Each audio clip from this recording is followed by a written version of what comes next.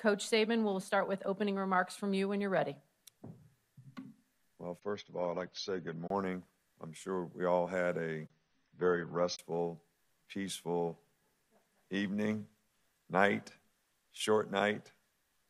First thing I ask these guys, you get a good night's sleep?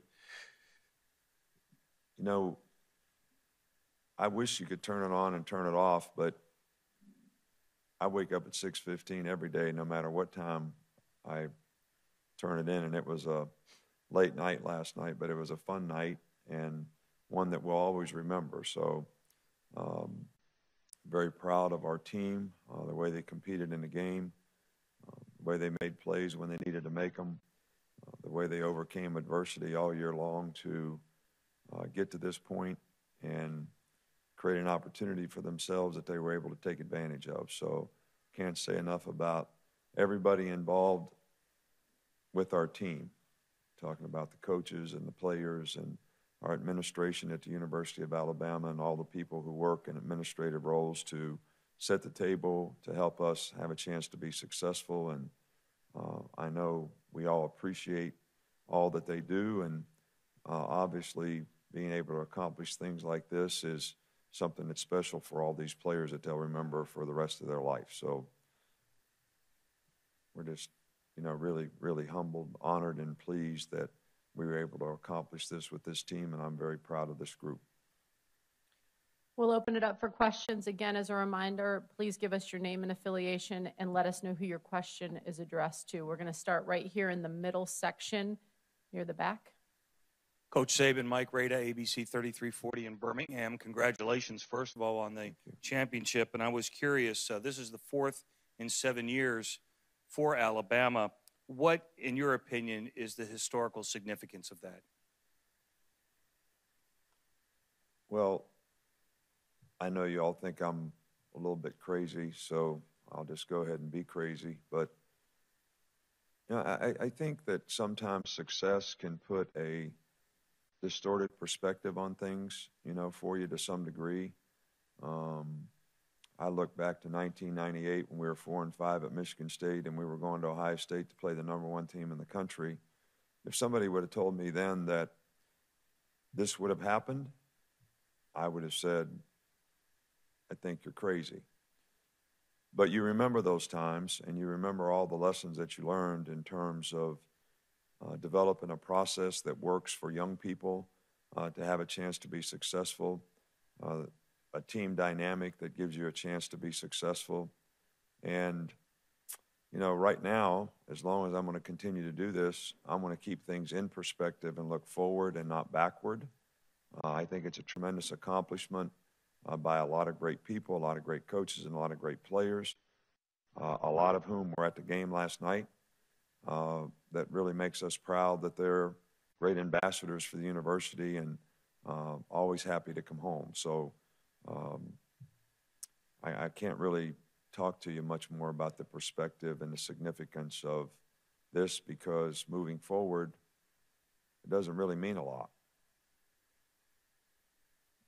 Take our next question from the far left in the very front row. Dennis. Dennis Dodd, CBS Sports. Nick, you're going to lose any number of starters and underclassmen. You're going to lose your defensive coordinator. Quantify what the rebuild, I guess, is going to be like coming back to win another championship. I always think when you have success, and we've had this just about every year, I think it's a transition that every team has to go through. And it's like taking a new job. It's a new season, it's a new team, new group of guys, new leadership. People are in different roles, and that's the challenge, each and every year. Obviously, recruiting is important, and continuity is important in recruiting. Players are important in recruiting. Relationships are important in recruiting. So all these things are just, transitions that you have to go through to try to do the best to build the strongest team, for next year. Take our next question in the row behind, Kirk. Kirk Bowles from the Austin American-Statesman. Nick, doing this over and over, does it take its toll in any way? on you, and how long do you feel like you can keep this going? I don't feel like it takes a toll. As long as I enjoy being around players, and I think the self-gratification that people have to understand is, I know as fans, and I know as people who have interest in the game, the result of the game is really the most significant thing, the most important thing. But I've talked about this before.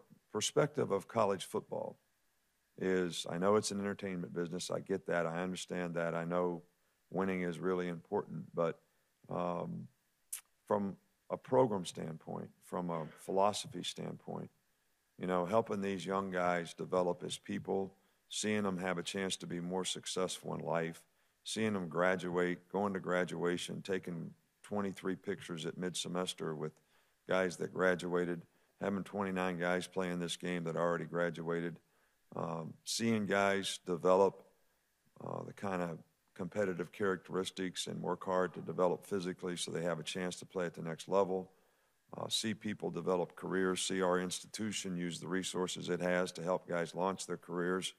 I mean, this is what college football is all about. This is the self-gratification that you get from being a college coach.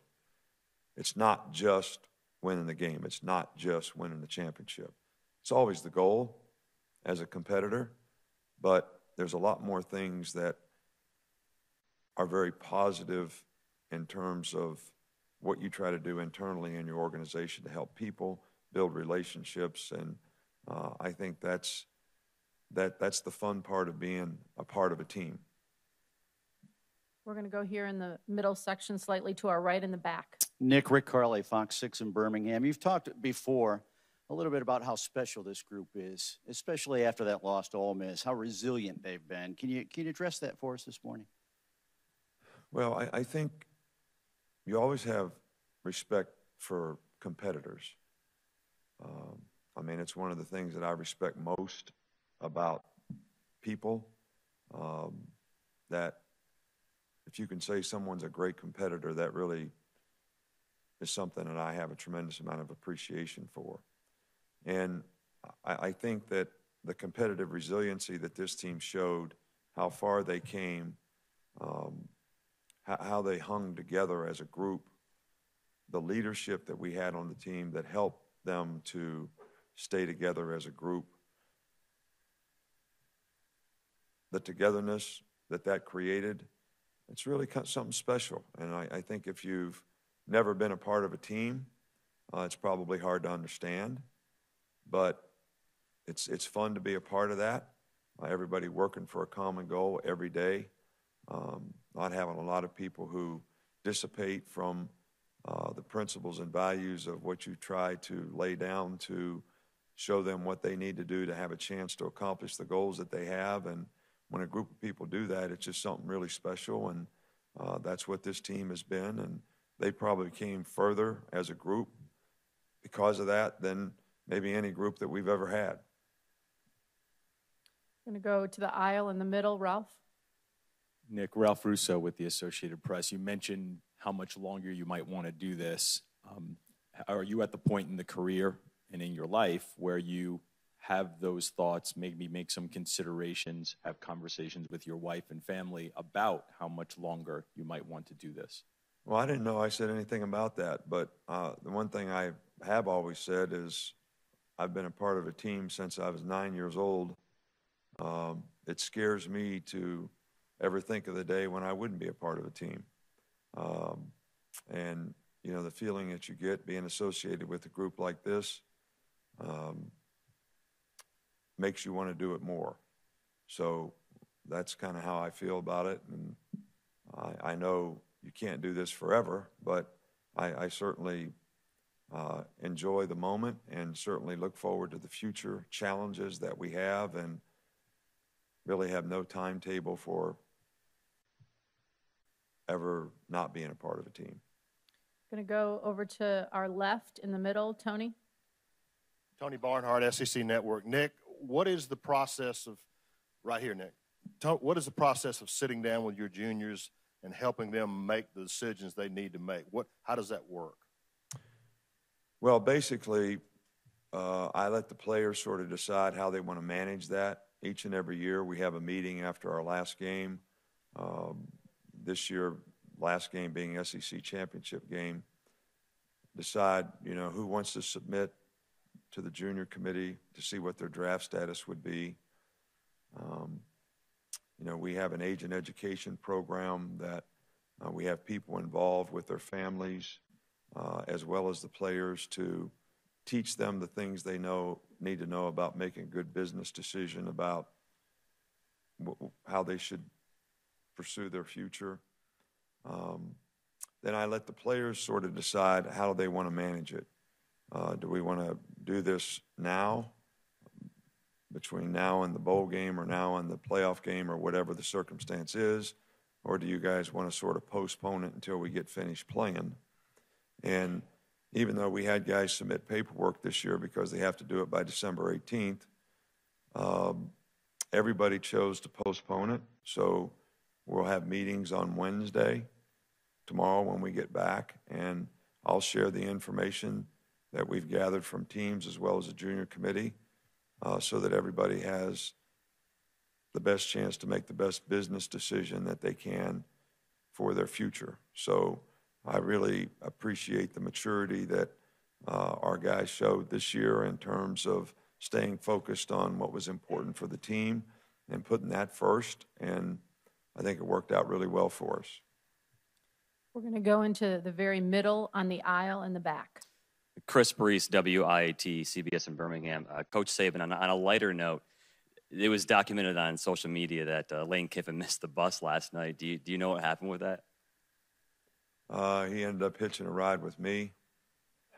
I miss the bus about every game, so I'm always anybody's fallback for a ride.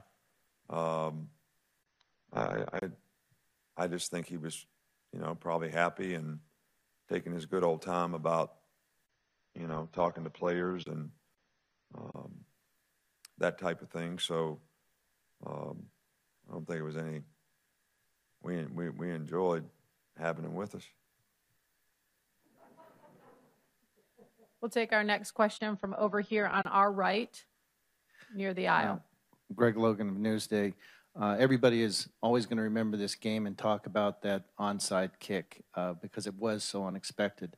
Do you see that, though, as a reflection of how well prepared you were to take the risk in that situation?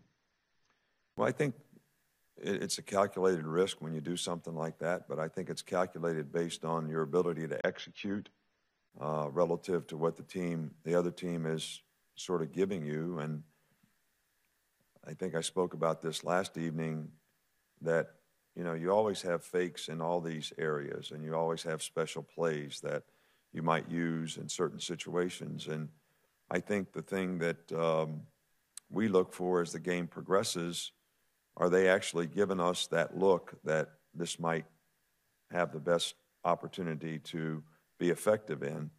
We felt like that was the case last night. I think the score was 24-24, something like that, when we did it, that we actually needed to change the momentum of the game a little bit. They sort of controlled the third quarter a little bit on us, and it certainly, because it worked, it was well executed. It was a great kick by Griff. It was a good job by Marlon to do it exactly like we drew it up, and we scored on a big play, I think, right after that. And I think that changed the momentum of the game, and we got ahead in the game, which allowed us to play a little differently because we weren't playing great on defense. And obviously, Deshaun Watson is a fantastic player, probably had as big an impact on the game as any single player in the game. So to get ahead, I think when you're playing against a player like that is really, really important. And I think it helped us change the momentum of the game. We're going to go back over to the left-hand side in the back. Heather? OJ, Heather Dinich over here with ESPN. Thank you, Heather.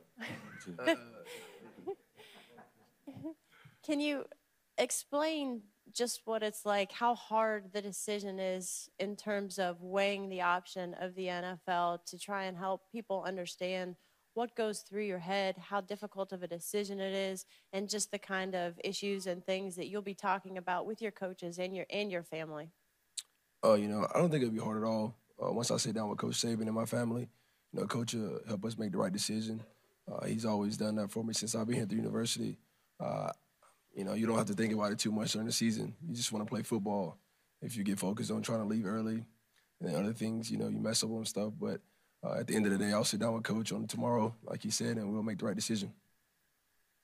You know, I think that one thing that we've tried to emphasize with our players philosophically, maybe I should explain this when Tony asked me the question earlier, is, you know, we try to emphasize with our players, if you're a first-round draft pick,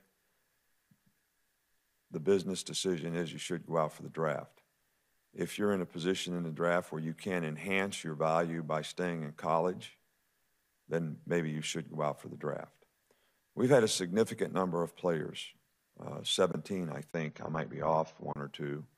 And there were only 2 of those 17 guys, 15 made good decisions about the best business decision for them. And in some cases, Reggie Ragland last year had a second-round grade. I'm sure he'll be a top 15 pick this year.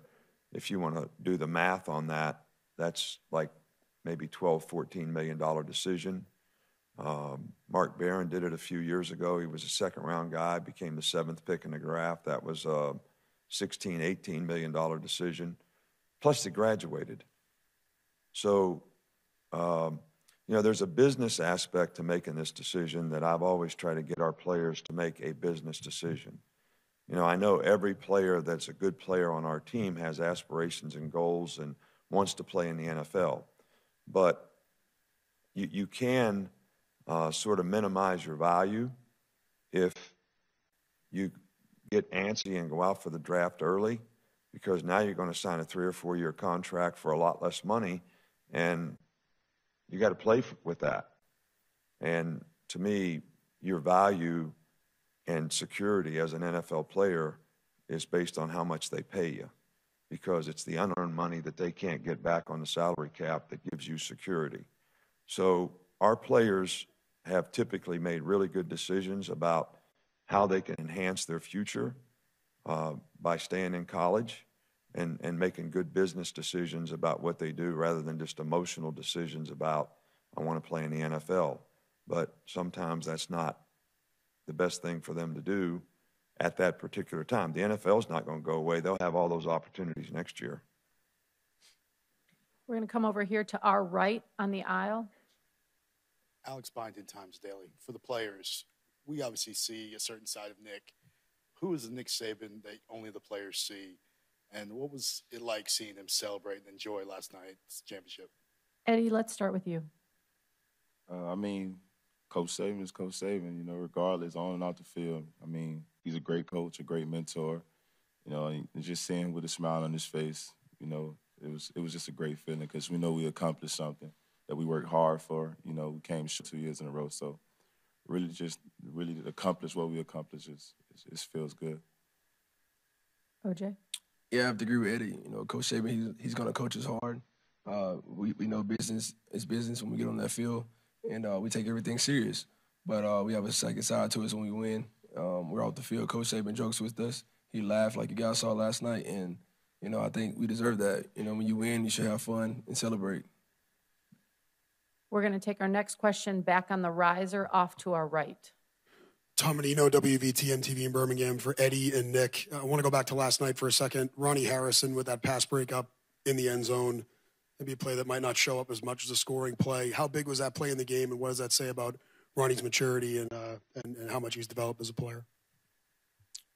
I mean, Ronnie's a guy, he come in, you know, he works hard every day, day in and day out, in the weight room, on the field, out the field. He does the right things. And like Coach Saban and the rest of our defensive coaches, they emphasize on finishing. And that's basically what he did. He finished. He never gave up on a play. He finished it and was able to get the ball out. Okay, we'll take our next question. Well, I guess that was for me too. You know, Ronnie's done a really good job for us all year long. I think the biggest challenge for young players is How do they stay focused, over a long period of time, over a long season? And Ronnie's made some really good plays for us all year long, and I'm sure these experiences are going to help him continue to develop to be a very good player in the future. And, just let me put it different. I talk about perspective sometimes. So, and look, I don't want to minimize anything that was accomplished by this team. But just to put this in perspective, and, these guys will kick me for saying this, but if this was the first game of the season instead of the last, what would we be talking about now? You guys would be asking me about how'd you give up 40 points and how'd you get 400 yards passing and all that kind of stuff. So, I mean, I kind of get it. We're going to go back over to the left, our left on the aisle. Nick, Dan Uthman from USA Today, right out here. What will be the next college football-focused activity or effort you expect of your players when you get back? Well, I think it's been a long season for our players. I think they need some downtime. We typically, if we play on January 1st, don't start until maybe the last week of January, just a lifting program, a couple weeks of off-season program, and a couple weeks after that. Try to get them recentered academically. We start school tomorrow, so that guys get back in the right routine, developing the right habits about what they have to do to be successful in school. So, recruiting is obviously something that we all participate in. It's very important for the players on your team to contribute to, recruiting players that they want to play with or can play with in the future, who are talented guys that we need to develop relationships with or continue to develop relationships with. So, there's a lot of things going on. The bus doesn't stop. You got to keep rolling and just take things day by day. But I do think that our players need, from a physical standpoint, a little downtime in terms of what they need to do to get ready for next year, because we've had a significant amount of practice that, other people wouldn't have at this time of year. So we need to get some guys healthy and get some rest time, get some downtime before we, delve into, what we want to do for next year. We're going to come over here on our right on the aisle. OJ, Stephen Gunner, WSFA Montgomery. We spoke to you last night on the field.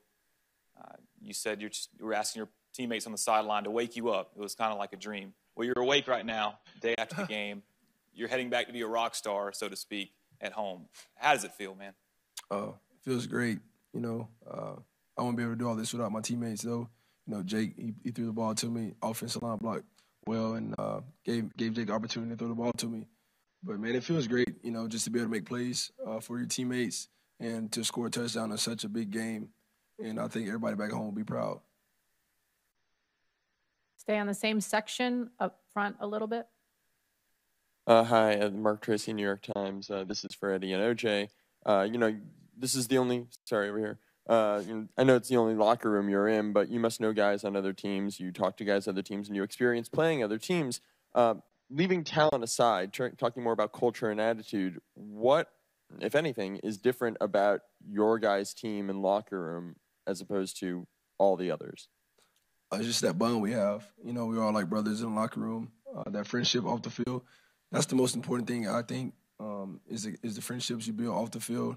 Everyone has to be, on the same page on the field, but when you can become close, at home, going out, stuff like that, it builds that tremendous relationship, and I think our team does a great job with that this season. Yeah, I have to agree with OJ. I mean, when we're in the locker room, somebody makes a bad play, no one, gets on them. They come on, pick it up. Everyone lifts each other up. It's like we said, we're a band of brothers out there, on and off the field. We hang with each other in the locker room. We hang with each other in the dorm room or our apartments, whatever. We just create a bond. We're going to go right in the middle on the aisle. Mike Rada, ABC 3340 Birmingham. This is for both Eddie and OJ. Eddie first. I don't think very few people probably expected both you guys to be the MVPs last night. What was your expectation of the game? I know players before the night before the game like to fantasize about what they see themselves doing in the game. What was your expectation for the game personally? I mean, I just wanted to come out there and help my team win a national championship. That was the only thing on my mind. Like, MVP wasn't on my mind at all, to be honest. You know, just like Coach Saban said, dominate your box and do your job. So that's what I came out focused on. Yeah, you know, that was the biggest thing for me, just dominating my box. I knew they had a good defensive line, and my focus was like trying to block number 9 the entire game. And but the way they were set up, you know, running cover 2 and cover 1, left some opportunities for me to make plays, and that's what really happened. But there was no chance of me thinking about the MVP at all. I just wanted to go out there and play and win a national championship. Okay, we're going to go over to the far left in the back. Nick, Stuart Mandel from Fox Sports. You've now been through the playoff twice, both of its first 2 years, and you've mentioned in the past a little bit of concern about, as exciting as the playoff is, what effect that would have on the other bowl games. TV viewership was really down this year for games like the Rose and the Sugar Bowls. How concerned at all should college football be about that going forward? Well, there's a couple things that I learned about this. You know, that was my concern when we started all this. But you know, I think our players would, you know, sort of agree with me on this, that it was really, really difficult after a long season for us to maintain this sort of intensity that we had. I thought our players were really locked in for the Michigan State game and the first playoff game, and knowing that we were playing even a better team in Clemson in this game, it was really hard when we came back after that game, after even we took a couple days off, to sort of get recentered and refocused on playing this game.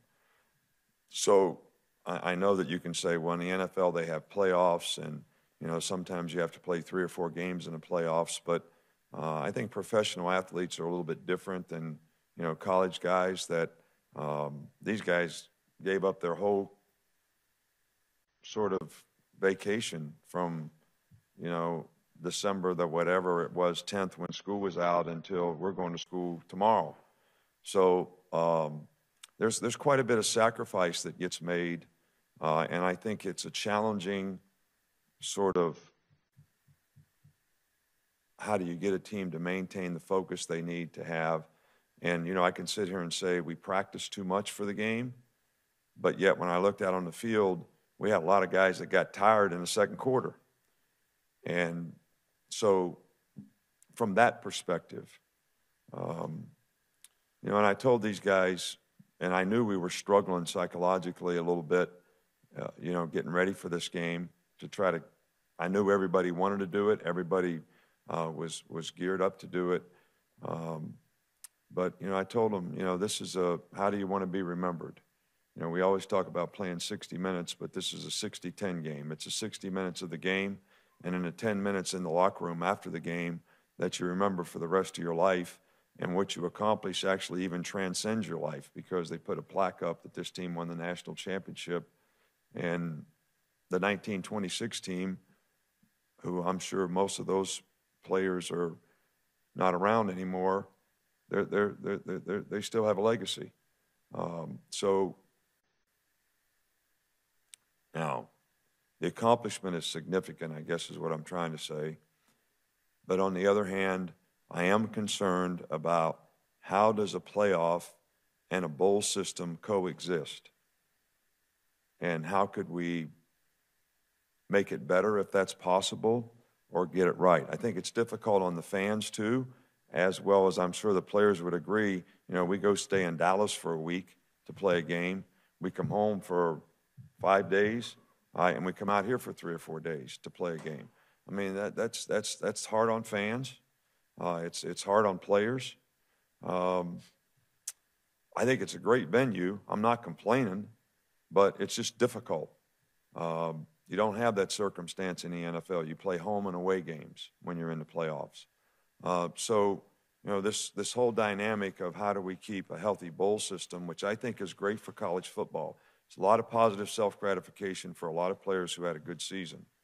And the national interest that we have in a playoff, which sort of overwhelms the importance of all the other bowl games. We're going to take our next question from over here on the aisle on our right. Yes, Dwayne Rankin, Montgomery Advertiser. 2 questions. One for OJ first. Have you wrapped your head around the game you had? I mean, your sophomore year, you had 260 yards receiving. You had 205 last night. And then for Coach Saban, how rewarding is it to see those seniors who were freshmen on the last championship team and not be factors on this championship team?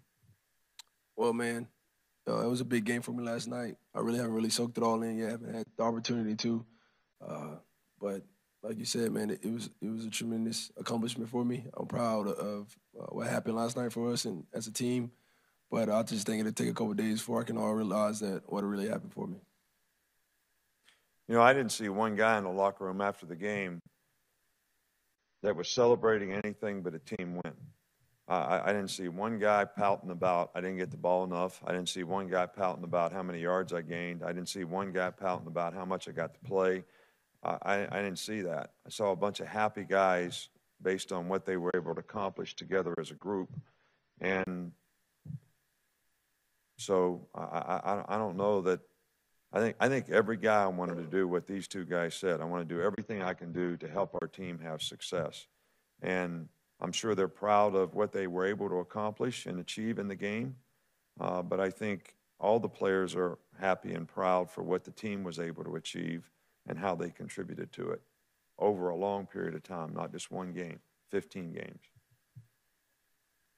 Okay, we're going to take our last question over here on the far right. Tony, do you have a question?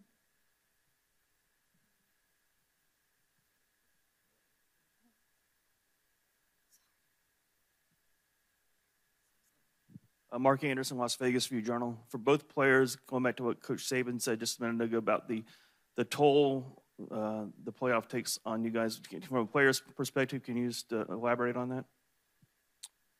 Yeah, like Coach was saying, it's kind of a lot to, stay in Dallas for a week, come back home for 5 days, and then come here for 3 or 4 days. It's just a lot of traveling. And, you just got to get used to the different type of weather. We came here, the humidity was different. Had to learn different breathing patterns. We had to start treating our body right by hydrating like a couple days before the game or 5 days before the game. But it's just a lot. But, if you want to win a championship, I guess you got to suck it up and do what it takes to win. Yeah, I mean, it's tough. I mean, it takes a toll on you. You're not able to get settled. Once you get comfortable, then you got to up and go over here. So, I mean, it was difficult, but, we have a great, training staff and coaching staff to put us in the right positions, keep our body right.